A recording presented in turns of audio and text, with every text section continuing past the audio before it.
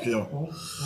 Donc, nous dit l'Agmara que le mois de la pluie, est-ce qu'elle est la pluie qui s'appelle Yoré, est-ce qu'elle est au mois de Nissan? Puisque le bateau qui me dit que je vais vous faire descendre la pluie Morée, donc la Yoré, je vais vous la faire descendre au mois de Nissan. Mais la pluie de la Yoré, elle ne s'appelle pas.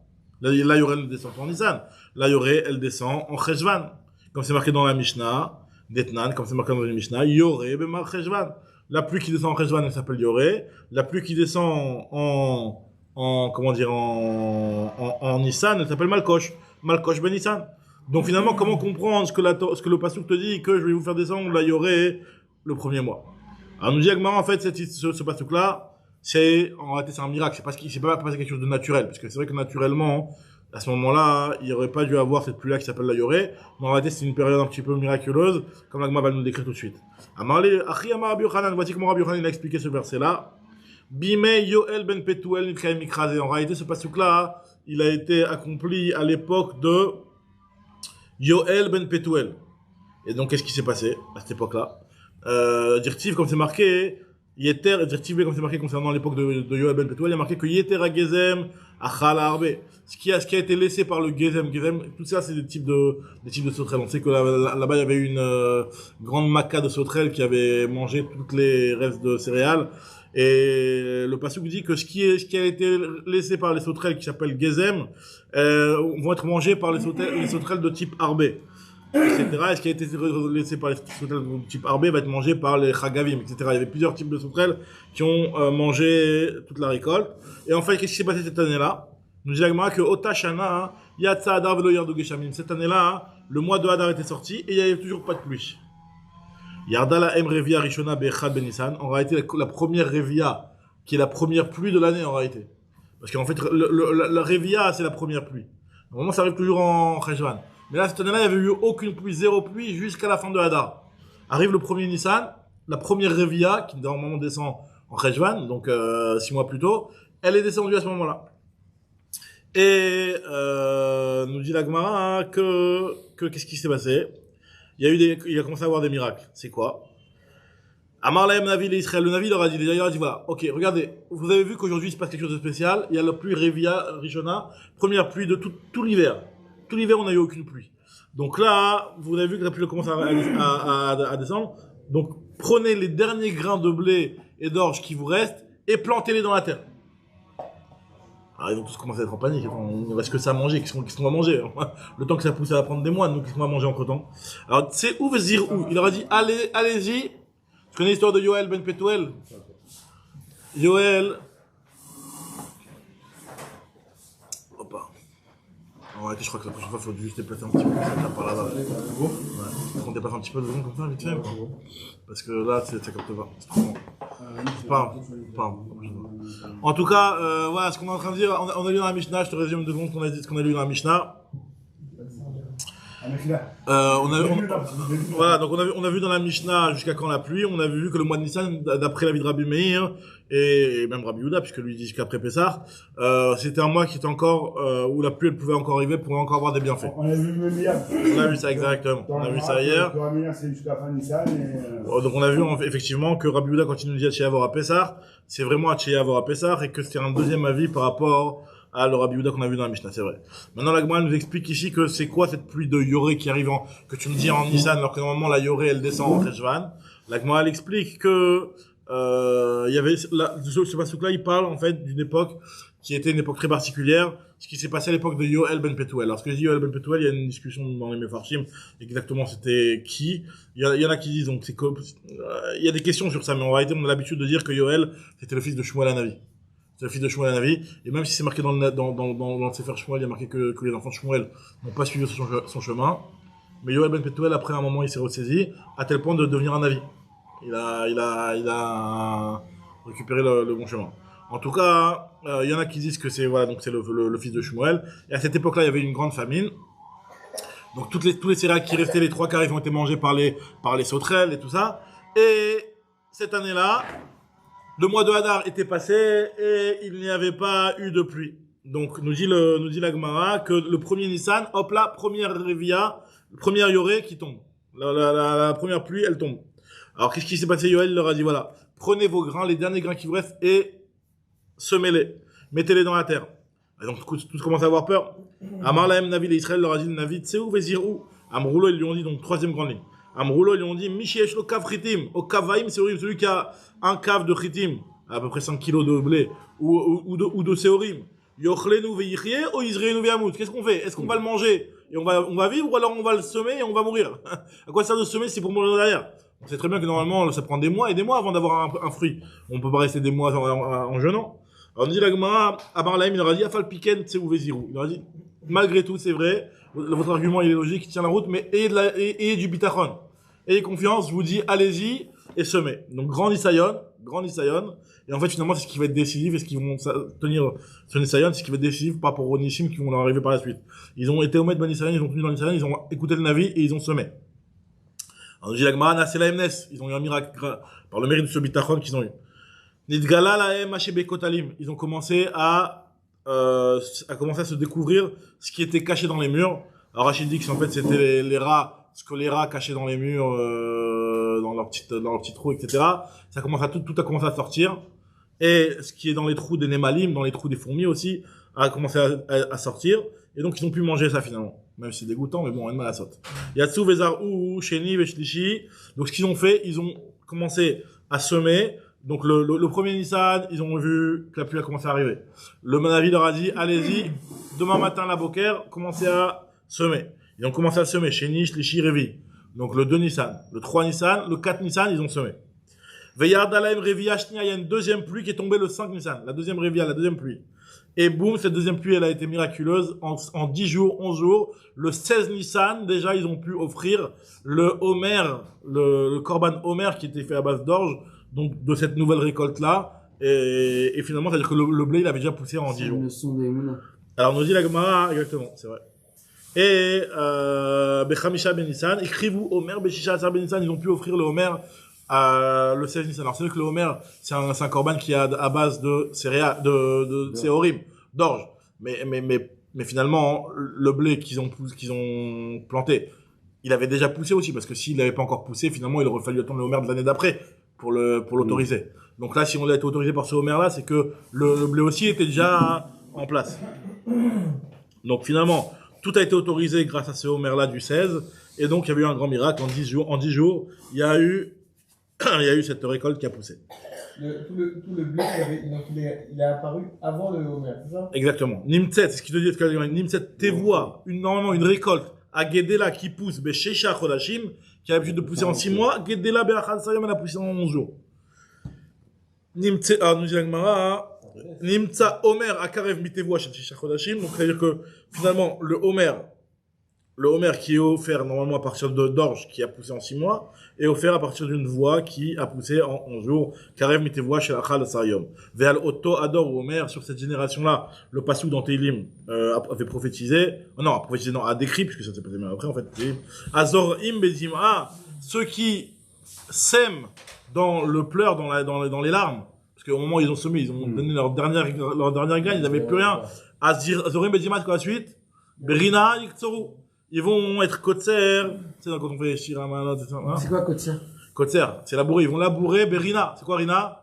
C'est la joie, c'est-à-dire qu'ils ont pleuré au moment où ils ont semé, mais quand ils vont être kotser, ils vont être dans la Rina. Désespoir au départ. Exactement, alors, finalement, il y a eu ce miracle-là.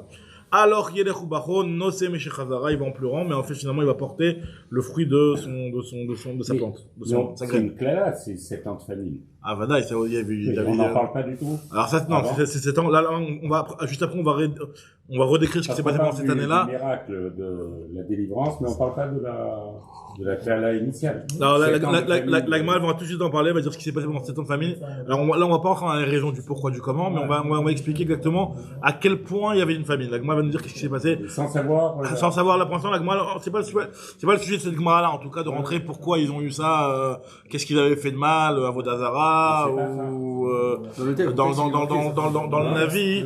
Dans le Navi, il me semble que là-bas, il me semble que c'est par rapport à une faute d'Avodazara, mais je suis pas sûr. La plupart des Onashim, c'était par rapport à Avodazara, donc, je peux, Ça veut dire que David Amelach, il a prophétisé ce truc-là. en réalité, c'est pas forcément un prophète. C'est pas totalement plus tard. C'est vrai qu'il a raison, Ah oui, c'est il a raison, c'est un petit peu plus tard, parce que c'est après Shlomo Amelach, etc. C'est après, ouais. Après. Ouais. Ouais, comme dans tous les télim, on dit que c'est rempli de prophéties sur ce qui se passe après. En tout cas, nous dit la Gemara que Amar Rav Yehuda nous dit le Rav Yehuda, Kshor keshiu choresh olech uboche. Un shor à cette époque-là, lorsqu'il allait et qu'il labourait, il allait en pleurant, il avait faim, il avait rien à manger. Alors que normalement, toujours le short, quand il est en train de labourer, il a de quoi grignoter des petites herbes, etc. Mais là, il avait rien à manger. Ou bechazirato, et dans le chazor, déjà dans le retour, après avoir planté ces graines-là, il avait déjà du chaziz, ça veut dire qu'il avait déjà un petit peu de foin, il avait déjà un petit peu de chomer à manger. Ou bechazirato, chel chaziz minatelem, il pouvait manger carrément du sillon même, il mangeait le riz qui commençait à pousser. Ça avait poussé vraiment, tu le voyais à l'œil nu, quoi. Vezé bo yavo berina, ce que nous dit le pasouk. Bo yavo berina, il va venir dans la joie. Ce mort-là aussi, ce short-là aussi, il a eu cette bracha. Maintenant, on dit à c'est quoi nosé alumotav qui va porter ces gerbes? Alors, c'est quoi cette histoire? Qu'est-ce qui s'est passé avec les épis? Donc, qu'est-ce qui s'est passé avec les épis? Alors, on dit à Marafrizda va me la bematni tatana. Il y en a qui disent Rafrizda, ou il y en a qui disent que c'est rapporté dans une braïta, qu'en fait, kanezeret shibolet zerataim. Même si normalement, en général, lorsqu'il y a dans un épi de blé, il y a toujours la tige qui est très longue et la partie où il y a les grains qui est courte. En général, c'est peut-être 2/3, 1/3 ou même moins des fois. D'accord? Et là, ce qui s'est passé, c'est qu'il y avait carrément un effet inverse, c'est qu'il y avait une tige qui faisait un zéret et le chibolet, c'est-à-dire en gros, il y avait les graines qui faisaient zérataim, qui faisaient le double. Non seulement ils ont poussé vite, mais ils ont poussé avec une bracha incroyable. Amar le Rav Nachman et Rabbi Yitzhak. Donc là, on va voir ici plein d'enseignements de Rav Nachman.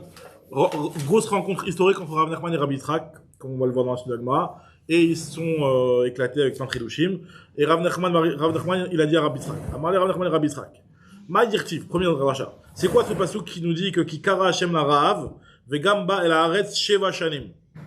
Que Hashem, il a appelé la famine et il est venu vers la terre. Enfin, la famine est venue dans la terre pendant 7 ans. C'est quoi ces temps-là? C'est cette année-là. Finalement, c'est un passage qui est marqué dans le Sefer Melachim. Donc, ça fait référence à quel 7 ans? Diagma, ça fait référence aux 7 ans de famine qu'on vient de parler. Diagma, Behanar Sheva Shanim. On parle de ces 7 années-là. Alors, non, Mechila. Behanar Sheva Shanim, Mayachul. Qu'est-ce qu'ils ont mangé pendant ces 7 années? Alors, Amarli lui a dit, Achim Rabbi Yochanan. Voici ce que Rabbi Yochanan, il a expliqué. Rabbi Yochanan, il a dit que Shana Rishona Achlou Mashem Bebatim. Première année, ils mangeaient ce qu'ils ont mis de côté dans les maisons. Shnia Achlou Mashem Besadot. C'est-à-dire ce qu'ils avaient engrangé, ce qu'ils avaient mis dans les caves. Deuxième année, ils ont mangé ce qui restait dans les champs. Shlishit Basar Behema Teora. Il leur restait des bémotes, ils mangeaient la troisième année des bémotes qui étaient kirot encore. Revit, Pikoach Nefesh, ça y est, on peut plus. Basar Behema Tmea. Ils mangeaient même des bémotes Tmeot, qui n'étaient pas kirot. Chamishit, cinquième année, Basar Shkatzimur Masim. C'était, Djukim, lézard et compagnie. Shkatzimur Masim. Shishit, Basar Benem Uvnotem. Ils mangeaient leurs enfants. Il n'y a plus qu'à manger, ils mangeaient leurs enfants. 7e année, ils se mangeaient leurs bras. Quand je dis d'où l'expression, ça m'a coûté un bras. Ça m'a coûté un bras. Donc, nous dit la Gemara, Bashvit, Basar, Zerot, les Kayem, Machenemar, Ish, Basar, Zero, Yochlu. Un homme a mangé la chair de son épaule, de son bras. Donc, c'est-à-dire que finalement, ils sont arrivés à un matzav catastrophique. Donc, tu les imagines, ils étaient là à une époque sans enfants, sans bras, et avec leur dernier petit grain, et on leur dit, tu les plantes. Donc, ils les ont plantés, ils ont montré une grande émouna, ils ont... Parce qu'à la limite que mon fils me mange, je veux bien, mais que moi je mange mon fils... Ouais, bon, je pense pas qu'on est à même à réfléchir à une situation comme ça, quoi. Alors...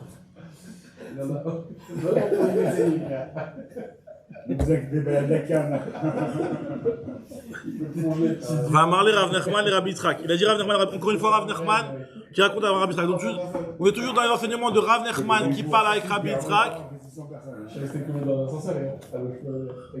Alors on est là, hein. Nous dit la Gemara, Rav Nachman a demandé à Rabbi Yitzhak, c'est quoi ce passage-là qui nous dit Bekir Becha Kadosh? Regardez cette dracha-là. Ça c'est une petite dédicace pour Joseph qui kiffe ça. Bekir Becha Kadosh, velo avo ba'ir. Elle m'a dit, parmi toi, vous serez Kadosh, et je ne viendrai pas dans la ville. Elle m'a dit, je comprends pas. si vous êtes Kadosh. Alors, bien sûr que je vais venir dans la ville et que je vais venir parmi vous si vous êtes Kadosh.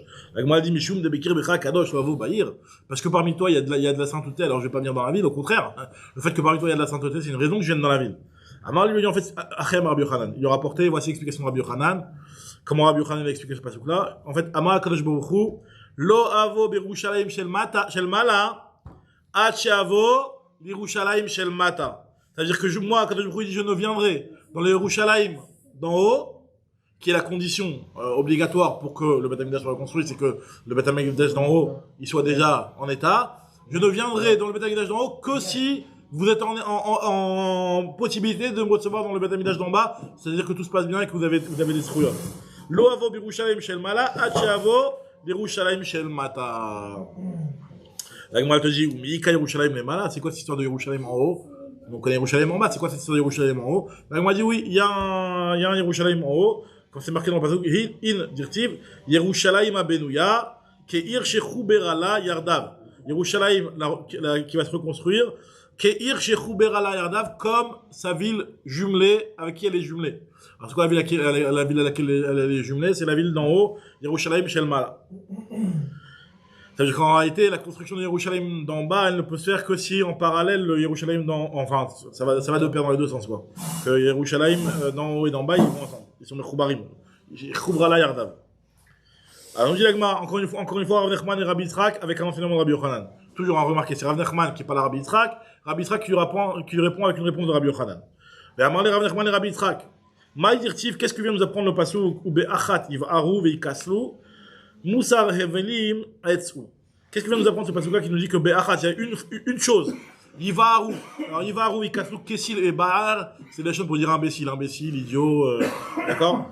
Il y a une chose dans laquelle ils vont s'égarer, on va dire. Ils vont s'égarer, se comporter comme des imbéciles, comme des impies, quoi. Et Moussar Evalim etsu. Et ils vont, le Moussar Havalim, donc de vanité, Havel, c'est de la vanité. Etsu, c'est comme du bois, c'est quelque chose qui vaut rien. Alors ça fait référence à quoi ce passouk-là exactement? Explique-le-moi. À Marley, il lui a dit, voilà comment Rabbi Yochanan il a expliqué ce passouk-là. Achati, il y a une chose chez Mevaïret Reshaim Begeinam, qui est la raison dans le Geinam que les Reshaim ont brûlé au Geinam. C'est quoi cette avéra-là, Maï? Avodada. Pourquoi? Parce que Ktivacham Moussar Evelim Atsu, parce qu'il y a marqué ici, Etsu, concernant cette vanité-là qui pas fait référence à la Vodadara. Et ça, c'était clair. Tu comprends que quand tu parles de vanité et que tu me dis, c'est comme du bois, ça, tu me fais référence à la Vodadara. Urtivata, et comment je sais que mettre ce Etz-là, ça fait référence à la Vodadara, puisqu'il y a marqué dans l'autre passouk, Hevel Ema, c'est du Hevel, Maase Ta'atuim, le résultat de tes bêtises, de ton égarement, exactement, qui fait référence forcément à la Vodadara. Alors, encore une fois, Rav Nachman il a demandé à Rabbi Yitzhak. Rav Nachman et Rabbi Yitzhak. Encore un autre passage que je veux que tu m'expliques. Il y a marqué dans le passage Kishtaim Raot Asa Ami. Il y a deux mauvaises choses que mon peuple a fait. Il m'a dit qu'il n'y avait que deux mauvaises choses à cette époque-là. Ils ont transgressé les 24 Sfarim. Tartine ou Deavou. Il y avait que deux mauvaises choses, ils ont transgressé. Esrin Ve'arbash Vikaleu. Ils ont transgressé les 24. C'est quoi les 24? Les 24, c'est les 24 Sfarim. Il y a plus depuis Roshim dans Rachim, mais les 24 Sfarim qu'il y a dans les Torah Nevim Uktuvim. Il y a 24 Sfarim dans le Torah Nevim Uktuvim, ils ont tout transgressé. À Marley, il en fait, ce qu'il veut dire, c'est comme ça. Achia Rabbi Yochanan. Voici ce que Rabbi Yochanan, il a expliqué. Achat, il y a une avera chez Shkula Keshtaim, qui est l'équivalent de deux choses, qui est équivalent à deux choses. Alors, là, va expliquer c'est quoi ces deux choses-là. C'est la faute de Avodadara. Maïnou Avodadara. Comme c'est marqué, dirtiv, Kishtaim Raot Asaami, Oti Azvu. Donc, ils ont fait deux mauvaises choses. Ils se sont égarés à deux niveaux, mon peuple. Premièrement, Oti Azvu. Déjà, moi, ils m'ont abandonné. Ils m'ont abandonné, moi, Kadosh Baruch Hu. Mais quand Maïm Chaim, qui est la source de vie. La Chatzov, la M, Be'erot, Nishbarim. Pour aller se creuser, moi, je suis la source de vie, ils m'ont abandonné. Première faute. Et deuxième faute, c'est qu'ils ont été pour quelque chose qui vaut 1 milliard de fois mieux. De moins bien, je veux dire, puisqu'ils ont été creusés des puits qui sont nazes, quoi. Donc c'est deux fautes. Ils m'ont abandonné, ils sont partis vers la Vodazara. Alors, nous disons, il y a marqué qui avru iektiim vera'u kedar. Shilechu vitbonenu meod. Il y a marqué qu'ils ont ils sont passés par les îles de Kittim, je sais pas c'est quel endroit exactement, mais en tout cas, c'était un endroit où ils faisaient Vodazara, et Kedar, c'est en plus en Arabie, ils ont vu, ils ont analysé, et ils ont réfléchi. Alors, et Akadosh Baruch Hu leur dit, à Emir Goy Elohim, Ve'emalo Elohim. Est-ce qu'un peuple, allez voir ces peuples-là de Kittim et de Kedar, est-ce que eux, ils ont remplacé leur Dieu? Alors que eux, les dieux qu'ils ont, c'est du vent, c'est du vent. Ve'emalo Elohim, c'est rien du tout ce qu'ils ont. Ve'ami, alors que mon peuple, et Mirkvodo, ils ont remplacé leur honneur, donc leur divinité en parlant d'Akadosh Baruch Hu, Belo Yoil, avec quelque chose qui vaut rien. Et là, comment il explique que Tana, Ktim, Ovdim la Esh. Les Kittim, eux, leur avodadara, c'est le feu. Ketarim, leur avodadara, c'est l'eau. Et Afalpi, chez Yodim, chez Amaim, Echabim et Taesh, lo emiru Elohem. Même s'ils savent que le feu, il se fait éteindre par l'eau. Et malgré tout, ils continuent avec leur feu, et ils continuent à avodadara. Et vous, Ve'ema, Ve'ami, et Mirk Vodi Beloi, vous me remplacez avec quelque chose qui vaut rien. Donc c'est ça le sens du pasuk. Alors continue encore une fois, il y a Rav Nachman qui a demandé à Rabbi Yitzhak encore une fois une autre question. Va parler Rav Nachman et Rabbi Yitzhak. Maou dirtif, c'est quoi le pasuk qui nous dit va y kacher Zaken Shmuel? Lorsque Shmuel est devenu vieux, la suite du pasuk, je crois que c'est à ce moment-là qu'ils ont demandé un roi. Non, il a mis ses enfants, voilà, Shoftim, etc. Ouais. Et c'est à ce moment-là qu'ils ont demandé un roi. Alors moi, je comprends pas. Est-ce que Shmuel, il a vraiment vécu si vieux que ça pour que le pasuk vienne et te dit, voilà, et lorsque Shmuel sera vieux, Vaïhi, Kalecher, Zaken Shmuel, ou Missiv Shmuel, Siv, c'est-à-dire, est-ce qu'il a atteint la vieille, Siv, c'est-à-dire un vieillard. Est-ce qu'il a, c'est quoi? Ça va, exactement, vieux. Est-ce qu'il a vieilli, Ravak, ouais. Ouais, c'est en anticarnation. Ou Missiv Shmuel, est-ce que Shmuel, il a atteint la vieillesse? Alors, on dit l'Agmara à Kouléa, à ce point-là. Veha Barnun Bet avait, pourtant Shmuel, il avait 52 ans lorsqu'il est Niftar. Alors, on dit l'Agmara, d'où on sait que Shmuel avait 2 ans, d'Amarma, parce que il y a un Chacham qui a expliqué, dans l'Agmara, dans Maseret Moed Katan, parce que l'Agmara là-bas, elle décrit, les années, jusqu'à quand tu peux dire que si jamais il meurt à cet âge-là, c'est qu'il est Chayav Karet. Quelqu'un qui est Chayav Karet, ça veut dire de mourir, avant son temps. Donc la Gemara dit si il meurt à 52 ans, c'est pas carré. Pourquoi? Parce que c'est la mort de Shmuel. Shmuel il est mort à 52 ans, donc c'est pas carré. Donc Met Be Nun Be Chana Zeumita Shel Shmuel Aramati, c'est la mort de Shmuel Aramati, c'est pas carré. C'est vrai qu'il y a plusieurs définitions carré. Ouais. Il va que celle-là. Nichretu Yamav, carré Nichretu Yamav, au Shnotav. Nous dit la Gemara que alors, donc finalement, ok, donc ça veut dire quoi quand tu dis que Shmuel, il atteint la vieillesse? Alors, c'est quoi quand tu dis que Shmuel, il a atteint un âge mûr, enfin, qui était vieux? Alors, il lui a dit, Amar le Achia Rabbi Yochanan. Voici ce que Rabbi Yochanan a expliqué. En fait, Zikna Kafza Alav. Il y a là une vieillesse qui a commencé à Kafza Alav, qui a sauté sur lui, donc finalement, il a eu une vieillesse rapidement d'un coup, putain. Pourquoi? Comme c'est marqué, dans le pasuk, il y a marqué que Akadosh Baruch Hu, il a dit à Shmuel, il lui a dit, Nicham Tiki, Marti Shaoul. Après l'histoire de Amalek, où Akadosh Baruch Hu a demandé à Shaoul de tuer tout Amalek, et Shaoul, il l'avait pas fait, il avait épargné, etc. Donc Akadosh Baruch Hu a dit, ça y est, Shaoul, on va arrêter la malchoute avec lui. Lui, je laisse terminer son mandat, et après, hop, Nigmar. On va passer par un autre, voilà, exactement, on va passer par quelqu'un d'autre. Alors, Nichamti qui marchait de Shaoul, Amar Lefanav, il a dit, Shmuel Hanavi, il a dit, Ribono Shel Olam, Shekaltani ke Moshe ve Aaron. Moi, tu m'as comparé à Moshe et Aaron. Dans le passage, on avait déjà vu ça. Dire-t-il, Moshe ve Aaron bechoanav, ou Shmuel bekor eshemo. Tu dis Moshe et Aaron dans leur keuna, et Shmuel dans cette filote. Donc, tu me dis, moi d'un côté, au même niveau que Moshe et Aaron. C'est-à-dire que, entre guillemets, tu me considères. Si tu me considères, pourquoi tu veux faire cette chose-là, de tuer Shaoul de mon vivant, sachant que Moshe et Aaron, eux, celui qui avait intronisé, entre guillemets, qu'ils avaient mis en place, c'était Yoshua, parce que Yoshua c'était le talmid de Moshe, c'était le talmid de Aaron, c'est marqué aussi. Que Yoshua, qui est le Maaseh Edem chez Moshe et Aaron, il était vivant il est pas mort de leur vivant. Donc moi aussi, ce que j'ai mis en place, Shaoul, ne le tue pas de mon vivant. Continue, garde-le si tu veux le tuer, si tu veux après passer à un autre roi. Attends mes 120 ans, quoi. Et donc, j'ai la Gemara, quand je me Kaviachol, il avait un dilemme, il savait pas quoi faire. Parce que d'un côté, même Moshe et Aaron, alors moi, je te dis, c'est quoi cette comparaison avec Moshe et Aaron que Shmuel revendique d'ici? Parce qu'il dit que si déjà Moshe et Aaron, même Moshe et Aaron, l'obitum matzeyedem bechayem, Dieu n'a pas annulé produit de leur vivant. Ça veut dire qu'en fait, Yoshua est resté vivant pendant tout le vivant de Moshe et Aaron. Afani lo itbatel ma'aseh bechayai. Moi aussi, n'annule pas ce que j'ai créé de mes mains, de mon vivant. Amar Akadosh Baruch Hu echiavid. Akadosh Baruch Hu a dit comment je vais faire. Il y a un dilemme. Parce que d'un côté, limot Shaoul, si je vais tuer Shaoul, je veux plus de Shaoul. Je veux plus de Shaoul. Qu'est-ce que je fais? Donc, si j'ai tué Shaoul, le Shmuel, Shmuel, il va pas me laisser. Shmuel, il va prier. Si Shmuel, il prie, ça va pas, je vais pas pouvoir le faire. L'autre, avec Shmuel, il va pas me laisser.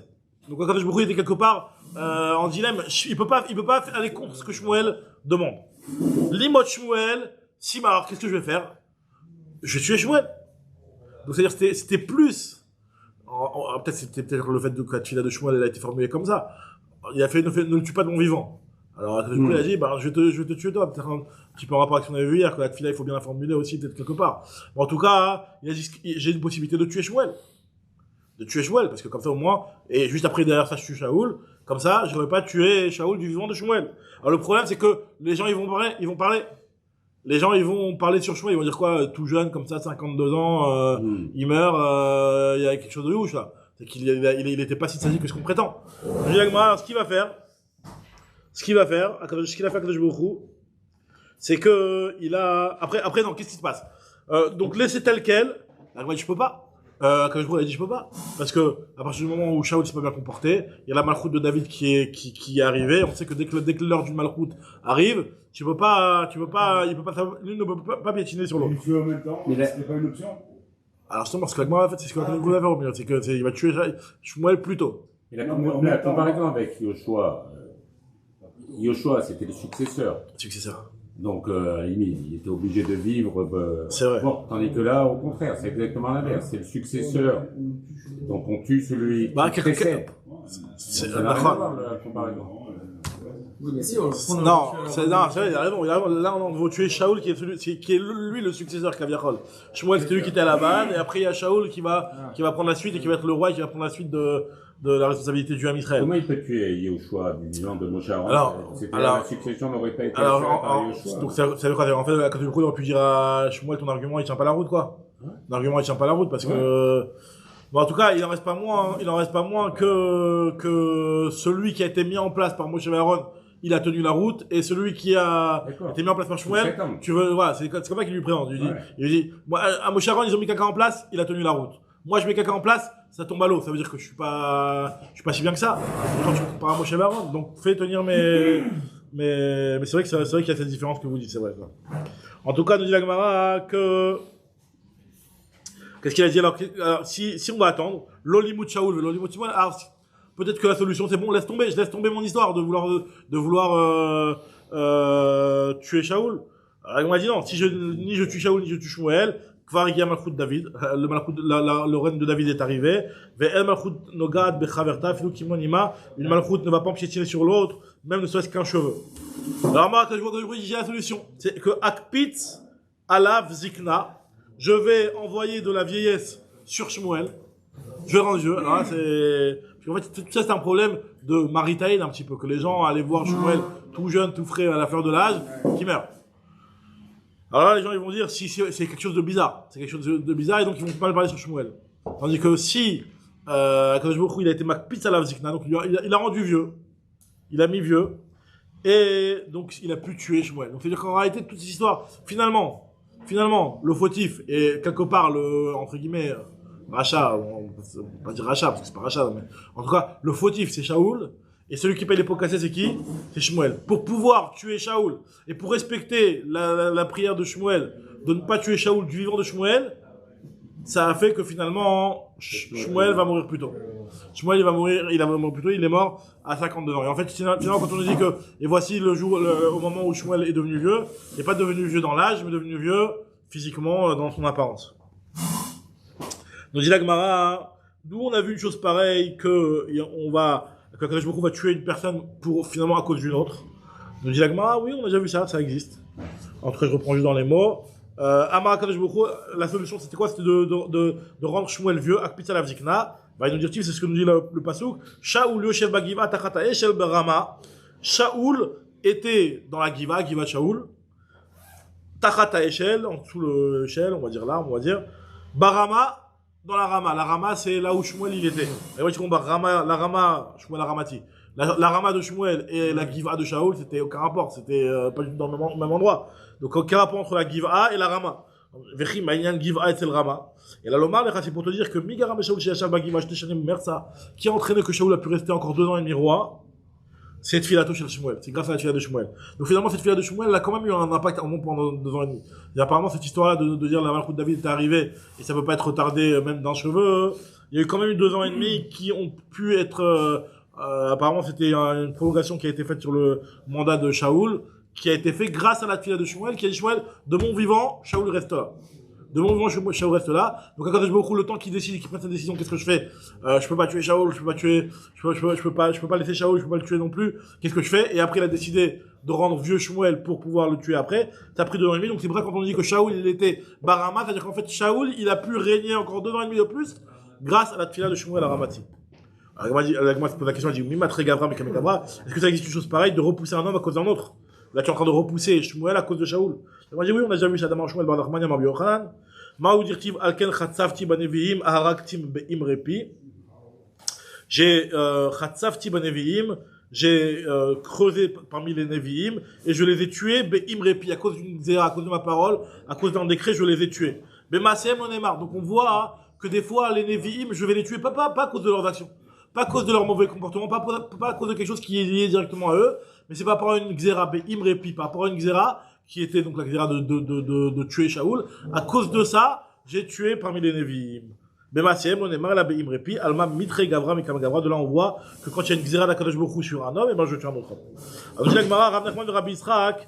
Alors maintenant, la fin de l'histoire entre Rav Nachman et Rabbi Yitzhak. Regardez, très belle fin. Joseph, tu vas la kiffer celle-là. Alors, on dit Gemara que Rav Nachman et Rabbi Yitzhak, ils étaient assis dans le Seouda. Alors, Rav Nachman, il lui dit, Rabbi Yitzhak, dis-moi quelque chose. À Marley, Rav Nachman et Rabbi Yitzhak, là, il m'a marmilta. Jusqu'à maintenant, c'était Rav Nachman, il lui demandait des questions précises. Comment j'explique ce passage-là, comment tu expliques ce passage-là. Maintenant, il lui a dit, bon, j'ai plus mes questions, on est en train de manger, vas-y, dis-moi un petit truc. À Marley, Achim Rabbi Yochanan, il a dit, voilà, déjà, il faut que tu saches, Rabbi Yochanan nous a enseigné, En Mesichin Baseouda. On ne discute pas dans le repas. Chez Malakdim Kanavaché, de peur que la trachée, l'osophage, un petit embrouille là-bas, un petit embrouille de circuit, et puis ça peut, via une takana, ça peut arriver une takana. À la fin de la Séouda, il a dit, c'est quoi, tu m'as demandé quelque chose, je vais te donner un chidouche. Batal de Saoud, à la fin de la Séouda, à Marley, il lui a dit, Achim Rabbi Yochanan. Voici ce que Rabbi Yochanan nous a enseigné. Yaakov Avinu Lomet. Yaakov Avinu n'est pas mort. Il est encore vivant. À Marley, il lui a dit, à quoi? Vechi bichdi sabdu sabdenaya, vechantu chantaya, vekavru kavraya. Il lui a dit, est-ce que c'est dans le vide, tous les spédim qui a marqué dans la Torah, qu'il y a eu à la mort de Yaakov, tout la chantouya, c'est embaumé. Il y a marqué que Yaakov, il a été embaumé. Ils ont fait quoi sur un corps vivant? Et pareil, ce qui a marqué aussi qu'il a été enterré. Barat Amarpela, avec l'histoire de Esav qui a été coupé, etc. Toute cette histoire-là, c'est dans le vide. Comment tu peux dire qu'il est encore vivant? À Marley, il lui a dit, Mikra Anidoresh. Il a dit, moi, je te dis ce qui est marqué dans le pasouk. T'as des bonnes questions, je te donne pas de réponse. Mikra Anidoresh. Moi, je fais la dracha du pasouk. Qu'est-ce qui est marqué dans le pasouk? Il y a marqué, Ve'ata, al tira avdi Yaakov ne'um Hashem, ve'al techat Israël. Ne crains rien, mon esclave Yaakov, parole de Dieu, et ne crains rien, n'aie pas peur Israël, kineni moshiacha merachok, je vais venir te délivrer de loin, là où tu es, même si tu es loin, ve'zaracha, je vais venir délivrer ta descendance, mais Eres Shiviam de leur terre de captivité. Donc, nous dit la Gemara, le pasouk, tu vois bien dans ce pasouk-là, Mekish ou les Aro, on le met, lui et sa descendance, dans le même pasouk. C'est pour nous dire que Mazaro Bechaim, de la même façon que la descendance de Yaakov est encore en vie, Afou Bechaim, lui aussi, il est encore en vie. Donc finalement, voilà, dans la dracha du pasouk, finalement, il lui a pas répondu à la question, un petit peu esquivé la question. Il a dit, voilà, il y a marqué clairement dans la Torah qu'il est mort, qu'il a été enterré, etc. Il a dit, mais je te fais une dracha. Dans la dracha, il y a marqué que Yaakov, il est pas mort. Donc, bon, il a, finalement, on dirait comme si que ça pouvait aller ensemble, quoi. Que dans la réalité, dans le monde physique que tu vois que Yaakov, il est mort.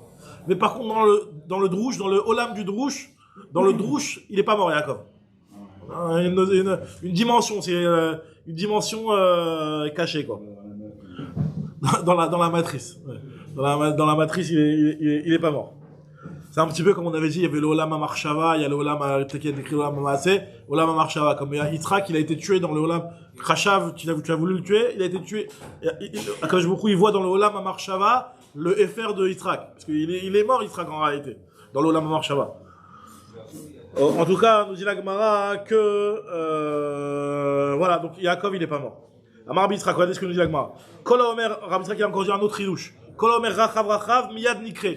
Celui qui prononçait le nom de Rachav, il devenait tout de suite Baal Keri, c'est-à-dire qu'il avait un écoulement de semences. Tellement que c'était une femme belle, une femme qui est... Moi, jamais ce truc-là, j'ai essayé de tourner des années à le comprendre. Ouais. C'est que finalement, si tu dis ça, c'est qu'ils l'ont connu, quoi.